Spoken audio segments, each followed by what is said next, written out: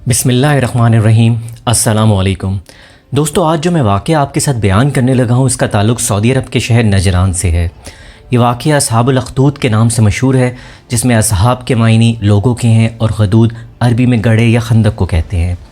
दोस्तों, इस वाक़ये में एक ज़ालिम बादशाह ने 20,000 मोमिनों को ज़िंदा आग के खड्डों में फेंक कर शहीद कर दिया था, इसलिए उन्हें असहाबुल अख़दूद कहा जाता है। दोस्तों, हजूर सल्लल्लाहु अलैहि वसल्लम की पैदाइश से कबल यहाँ 2 मशहूर वाक़यात हो चुके थे, जिसमें खाना काबा को गिराने के इरादे से आने वाला हाथियों का लश्कर है और दूसरा असहाबुल अख़दूद का वाक़या है, जिनका ज़िक्र हमें कुरान में मिलता है।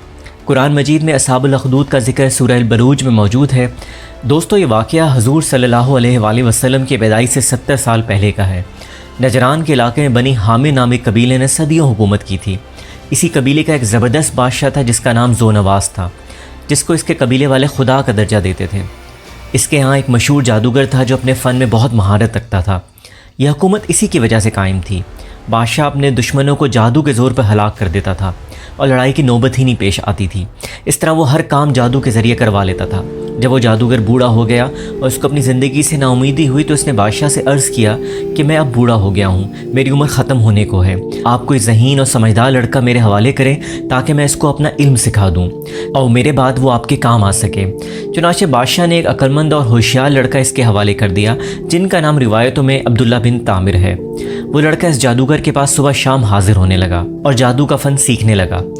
इसी रास्ते में अल्लाह का एक नेक बंदा रहता था।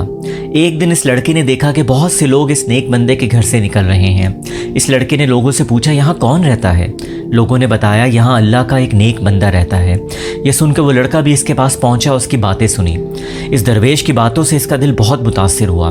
दरवेश ने इस लड़के को दीन हक और तौहीद की तालीम देना शुरू की तो वो लड़का ईमान ले आया। ये लड़का जादूगर के पास जाते हुए रास्ते में दरवेश के पास ठहर जाता था और देर होने की वजह से जादूगर इस लड़के पर गुस्सा होता था। लड़का कह देता, मुझे घर के कामों में देर हो जाती है, लेकिन रोज़ का मामूल बन गया। आखिर जादूगर ने बादशाह के पास जाके शिकायत की। बादशाह ने लड़के को सख्ती से कहा कि जादूगर के पास सवेरे पहुंचा करो। इसके दरबारियों ने कहा, ये लड़के सवेरे घर से निकल के आता है लेकिन रास्ते में देर करता है। तो बादशाह ने ख्याल किया कि खेल में लग जाता होगा, इसलिए लड़के को खूब ताकीद की, लेकिन लड़का दरवेश के पास जाता रहा। एक तरफ वो जादूगर से काला जादू सीखता रहा और दूसरी तरफ वो दरवेश से दीन हक की तालीम लेता रहा। एक दिन ये लड़का दरवेश के पास से बादशाह की तरफ जा रहा था कि क्या देखता है, एक मोहलिक जानवर ने रास्ता रोक रखा है और लोग खौफ से इधर उधर दोनों तरफ रुके खड़े हैं। लड़के ने दिल में सोचा कि आज इम्तिहान लेता हूँ कि दरवेश हक पर है या जादूगर हक पर है। ये ख्याल करके इसने पत्थर उठाया और कहा, ए अल्लाह, अगर इस दरवेश का मज़हब हक है तो इस पत्थर से इस जानवर को हलाक फरमा। और वो पत्थर इसको मारा। वो जानवर इससे फौरी हलाक हो गया। लोगों ने वाक़या देखा तो कहने लगे, इसको जादूगरी में कमाल हासिल हो गया है। लड़के की हर जगह तारीफ़ होने लगी और इसकी खूब शोहरत हो गई। आहिस्ता आहिस्ता ये खबर दरवेश तक भी पहुंच गई। इसने लड़के को तन्हाई में बुलाकर कहा, तुझको अल्लाह ताला ने बुजुर्गी और कमाल से नवाजा है। मैं जानता हूँ तेरा मर्तबा बहुत बुलंद होगा और तू किसी आजमाइश में मुब्तला होगा। उधर दरवेश की सोहबत और इंजील मुक़द्दस की तलावत और पैरवी की बरकत से अल्लाह ताला ने इस लड़के को अजीम मर्तबे से नवाजा। यहाँ तक कि कोहड़ी, पैदाइशी नाबीना और लाइलाज मरीज़ इस लड़के की दुआ से शिफायाब होने लगे।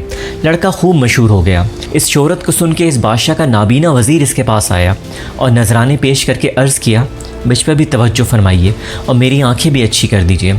लड़के ने कहा, मुझे कोई नजराना व हदिया दरकार नहीं है और शिफा मेरे हाथ में नहीं है, ये अल्लाह ताला शिफा देने वाला है। अगर आप अल्लाह वहदहू ला शरीक पर ईमान लाएं और शिर्क व बुत परस्ती से तौबा कर लें तो मैं अल्लाह से दुआ करूँगा, परवरदिगार आलम आपकी बहनाई वापस अता फरमा देंगे। वो बंदा इसी वक्त मजलिस में ईमान ले आया और लड़के ने दुआ की और इसकी आंखें रोशन हो गईं। जब ये वज़ीर बादशाह की मजलिस में हाजिर हुआ तो बादशाह को इसकी बेनाई पर हैरत हुई। इससे मालूम किया, मेरी मुमलिकत के तमाम मुआलिज तेरी आँख के इलाज से आजिज़ हो गए थे, आखिर तुझको किससे शिफा हासिल हुई? वज़ीर ने कहा, मेरे परवरदिगार ने अपनी कुदरत से मुझे बेनाई अता फरमाई है। बादशाह ने कहा, मेरे सिवा तेरा परवरदिगार कौन है? वज़ीर ने कहा, मेरा, आपका और इस पूरी कायनात का परवरदिगार वो अल्लाह है जिसने सारी मखलूक को पैदा किया है। बादशाह गज़बनाक हुआ। इसने वज़ीर को सख्त सज़ा सुना दी और पूछा, ये अकीदा तुझको किसने सिखाया? سختی سے گھبرا کر اس نے لڑکے کا نام بتا دیا۔ بادشاہ نے لڑکے کو بلایا اور کہا تجھ کو میری پرورش اور میرے جادوگر کے فیض سے کمال حاصل ہوا ہے۔ لڑکے نے کہا میرے اور آپ کے اور جادوگر کے ہاتھ میں شفا نہیں ہے، یہ اللہ کی قدرت پہ موقوف ہے۔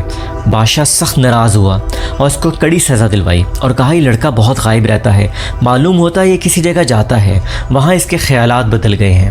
جادوگر نے بھی دربار میں حاضر ہو کے عرض کیا کہ یہ لڑکا مدت سے غائب ہے، میرے پاس نہیں آتا۔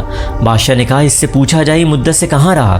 پھر لڑکے کو بلا کر سمجھایا گیا کہ اگر تجھ کو زندگی محبوب ہے تو باز آ جا، ورنہ تیرا بہت برا انجام ہوگا۔ لڑکے نے بادشاہ کی بات ماننے سے انکار کر دیا۔ بادشاہ نے چند آدمیوں کو حکم دیا کہ اس لڑکے کو پہاڑ کی چوٹی پہ لے جاؤ اور اس کو خوب سمجھاؤ، اگر وہ مان گیا تو اس کو بڑا مقام دوں گا اور اپنا وزیر بنا لوں گا، اور اگر یہ باز نہ آیا تو پہاڑ کی چوٹی پر سے اس کو دھکیل دینا تاکہ اس کا جسم پاش پاش ہو جائے۔ جب اس کو پہاڑ پہ لے گئے اور سمجھایا دھمکایا تو لڑکے نے اللہ سے اپنی حفاظت کی دعا کی۔ اسی وقت پہاڑ پر زلزلہ پیدا ہو گیا اور شاہی لوگ پہاڑ پر سے گر کر ہلاک ہو گئے۔ لڑکا خیریت سے گھر واپس آ گیا۔ بادشاہ نے پوچھا وہ لوگ کہاں ہیں جو تجھ کو لے کر گئے تھے؟ لڑکے نے جواب دیا میرے پروردگار نے ان کے شر سے میری حفاظت کی اور ان کو ہلاک کر دیا۔